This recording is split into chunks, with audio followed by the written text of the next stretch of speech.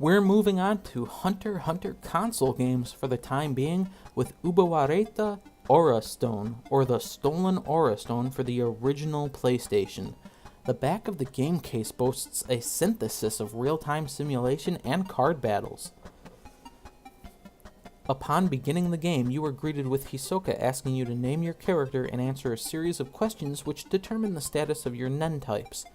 This is immediately followed by a scene of the Phantom Troop raiding your home village to steal the Aura Stone, the vital treasure of your village and a sort of lifelink for the inhabitants therein. You play the game as a young warrior who must set out on a journey to retrieve the Aura Stone and save your village. Soon you're thrown into an unwinnable and, quite frankly, confusing battle with a tiger, but are picked up with Netero in the Hunter Association's airship. Netero reveals that it was most likely the Phantom Troop who stole the Aura Stone, as the protagonist has no way of knowing who they are. Netero and some of the current examiners of the Hunter exam decide to help you on your journey, and you are placed on the world map where you are able to select areas or save the game via a diary in the corner of the screen. The first area in the game is a tutorial, during which several characters explain the battle system, which has the potential to seem quite convoluted and fairly unapproachable until its idiosyncrasies are understood, so prepare yourself. Each random encounter in the game is a card battle with an opponent. Both the player's character and the opponent start with a hand of cards, with the number of cards in the initial hand varying based on the status of the hand after previous encounters. The cards are numbered 0 through 9 in black on the upper left and lower right corners, and each card features a kanji for a type of nen, which you can think of as the card's suit. Additionally, a blinking number appears in the middle of cards, which is the actual number the card will be played as. The number is determined by the nen type percentages of your character.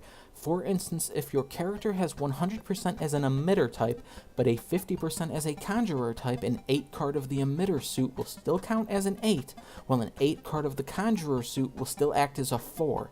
Nen type percentages or affiliations slowly increase as types are played during battles, making cards increase in potency as characters gain experience. There are also 3 kanji which represent the battling character's stats, which you can increase when a level up occurs. From left to right they are Power, Body, and Nen. Power increases regular attacks, Body increases the chance of cards being put into your hand as the stat increases, and Nen Power increases the potency of special attacks. Each turn the player's character and opponent face off by choosing up to 5 cards from their hand. You can press start to face off with less than 5 cards chosen, which increases the amount of cards replenished in your hand after the turn. Depending on the cards chosen, 3 types of attacks can occur, those being regular, special, and counter attacks. Note that there's a bit of a rock, paper, scissors dynamic inherent in these attacks. Normal attacks are fairly common, and if 2 of them clash, the blinking numbers in each hand and the power stat of each character respectively are added up. The character with the higher number wins the face-off, and the difference between the player's character and the opponent's totals is subtracted from the hit points of the character who had the lesser total. A special attack occurs when 4 or more cards with the same original black number are played, and is increased by the Nen stat. However, in the case of these special attacks, the lower the blinking numbers on the cards, the higher the damage done to the opponent. When a special attack faces off with a normal attack, the normal attack does no damage. If 2 special attacks clash, the player has a short few seconds to select a card they think is higher than the opponent's, and if so, their attack wins, but if no card is selected in time, the player automatically loses the face-off. This also happens in the case of 2 regular attacks having the same total. Finally, a counter-attack occurs if 2 cards having the same original number are combined with 3 cards having the same original number, such as 2 5 cards with 3 7 cards, just like a full house in poker. A counterattack can also be triggered by playing 5 cards or in some cases 3 cards at once, which all have the same Nen type. Special attacks do no damage if they face off against a counterattack, and counterattacks do no damage if they face off against regular attacks, hence the earlier reference to rock, paper, scissors. Generally, 3 of the opponent's cards can be seen, and if you see 2 or 3 of the same numbered cards, you want to make a guess what type of attack the opponent is going for and respond appropriately. Despite the long-winded explanation, the battle system becomes second nature after playing the game for a while, and can be quite fun, as battles with opponents who seem to completely outclass you can be swung wildly in your favor should you be able to play the right cards at the right time. The battle system is the core of the gameplay, but aside from the battles, the game is progressed by selecting locations on the world map and undergoing missions. Each time you select a location, you pick characters to bring with from a roster, which increases over the course of the game, with the protagonist being mandatory. Usually you can pick 4 characters and use additional characters for support by placing them behind the frontline characters. Different characters have different amounts of support units which can be attached to them.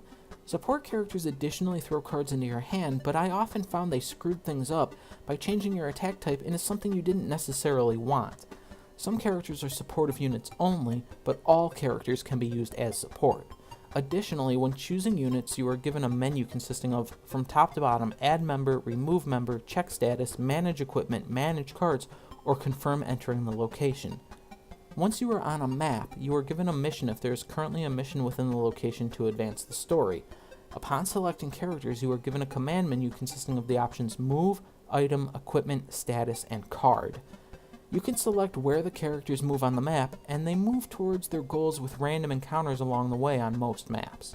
Characters can talk to NPCs or enter buildings marked with signs above them. Buildings generally consist of hotels, which will replenish characters' HP for a small amount of Jenny, which is gained after battles.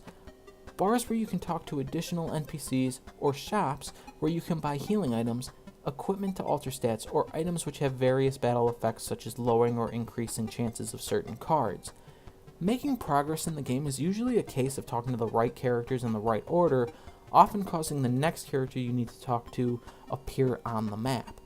However, many times characters need to talk specifically to the protagonist for the next step to appear.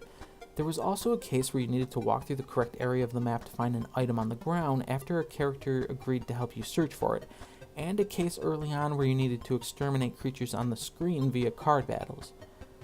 Overall, I found this game pretty enjoyable, mostly for the fact that I had never played anything quite like it before, and I found the card game had a relaxing rhythm to it interspersed with tense moments. I also found running into various characters from the series enjoyable. Last of all, the music in the game is the best I have heard in any of the Hunter x Hunter games thus far, and overall, the game was really just a breath of fresh air. While there is a language barrier here, it's surmountable if you find the battle system engaging and are willing to put in the work learning the menus. Just know you'll be in for a substantial amount of time watching your little character sprites slowly meander about the maps.